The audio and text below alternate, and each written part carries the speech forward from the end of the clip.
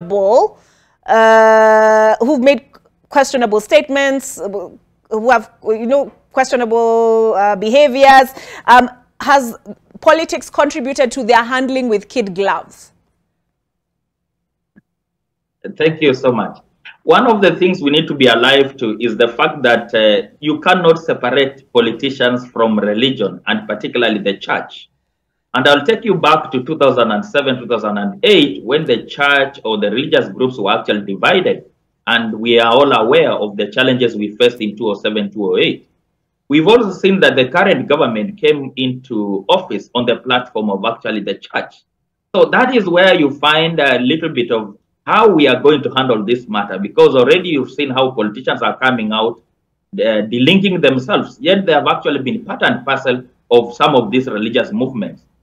A few years ago, the former president, Uhuru Kenyatta, actually stopped the former AG, Githu Muigai, from bringing a bill that was supposed to actually regulate the church, and particularly how the churches have actually been registering themselves as societies and the conduct of their business across the country.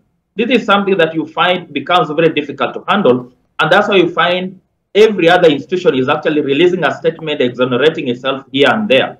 But the truth of the matter is we need to start looking at it critically going forward, that indeed we need to separate some of these institutions and see to what extent are the politicians misleading us. And I said at the beginning that actually what is happening in the country and even the Shakahola massacre is just a reflection of how rotten our society is, how values have gone down, how we are now use Christianity or religion today as a lifestyle, as opposed to really having serious biblical teachings that can help to change the society.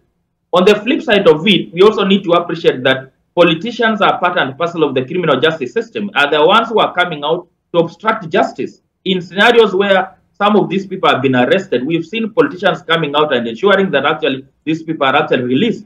The criminal justice, particularly the police, they lack resources, they lack the mechanism. Even you look at it in the scenario of Paul Mackenzie, they have taken this matter to court severally, but then whenever they do it, they don't meet the threshold. So they go back frustrated. So somehow they have left these things to happen the way they're happening.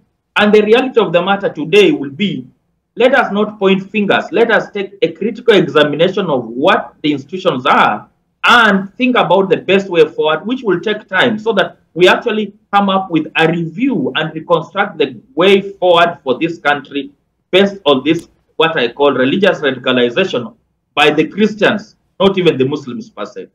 All right. And before we take a break, let's hear from Hussein